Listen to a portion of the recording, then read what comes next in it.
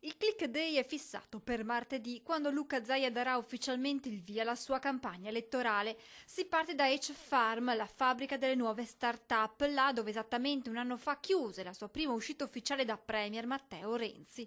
Un luogo dunque ricco di significati e scelto non certo a caso dal governatore uscente per lanciare la sua sfida agli avversari, su tutti ad Alessandra Moretti e all'ex collega di partito Flavio Tosi. Nessuna anticipazione però sul programma, ma solo un invito. Parola d'ordine?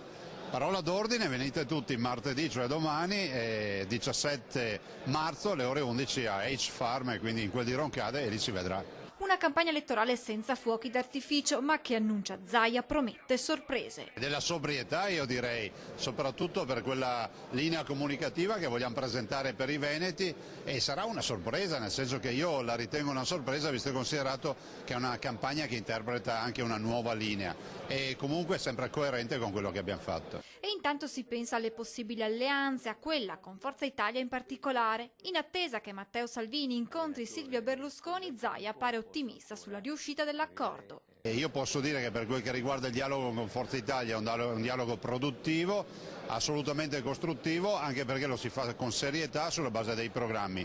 Abbiamo un buon rapporto con il coordinatore regionale Marco Marin, ce l'abbiamo con il presidente Berlusconi, e dopodiché se sono rose fioriranno, ma ormai si vedono già le gemme.